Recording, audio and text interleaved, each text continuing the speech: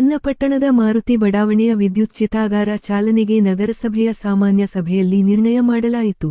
1.5 ಲಕ್ಷ ರು ವೆಚ್ಚದಲ್ಲಿ ನಿರ್ವಹಣೆ ಮಾಡಲು ಸಭೆಯಲ್ಲಿ ಸದಸ್ಯರಿಂದ ಒಮ್ಮತ ನೀಡಲಾಯಿತು. 1 ವಾರದಲ್ಲಿ ವಿದ್ಯುತ್ ಚಿತಾಗಾರದ ಚಾಲನೆ ಮಾಡುವಂತೆ ನಿರ್ವಹಣೆಯ ಗುತ್ತಿಗೆದಾರರಿಗೆ ಕಾಮಗಾರಿ ಆದೇಶ ನೀಡಲಾಯಿತು. ನಿಮ್ಗೆ ಆದೇಶ ಕೊಡ್ತೀವಿ, ಒಂದು 3 ತಿಂಗಳು 4 ತಿಂಗಳು ಸ್ವಲ್ಪ ಮಾಡ್ತಾ ಇರಿ, ನೋಡೋಣ. ನಾವು ನೆಕ್ಸ್ಟ್ ಇದಾಯ್ತು ಅಂದ್ರೆ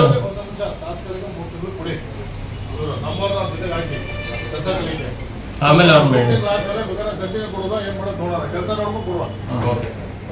ಆಯ್ತು ಸರ್, ನಿಮ್ಗೆ ಆದೇಶ ಕೊಡ್ತೀವಿ, ಕಾರ್ಯಾದೇಶ. ಬೇಕಾದ್ರೆ ನೀವು ಅಲ್ಲಿ ಸೆಕ್ಯೂರಿಟಿ ಕೊಟ್ಬಿಡಿ. ಸೆಕ್ಯೂರಿಟಿ ತುಂಬಾ ಮೇಡಮ್ ಅಲ್ಲ, ಮೊನ್ನೆ ಎಲ್ಲ ಕಳ್ತನ ಆಗದೆ, ಏನಾಯ್ತ್ರಿ ಅದು ಮೇಡಮ್?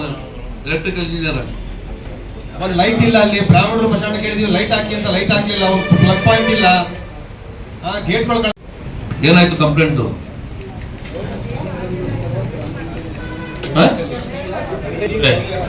ಮತ್ತೆ ನಾವು ಐಟಮ್ ತಂದು ಹಾಕೋದು, ನೀವು ಕಳ್ಸೋದು ಇನ್ನೊಂದು 2 ದಿನ ಆಗೋದು, ಅವು ಬೇಡಿ.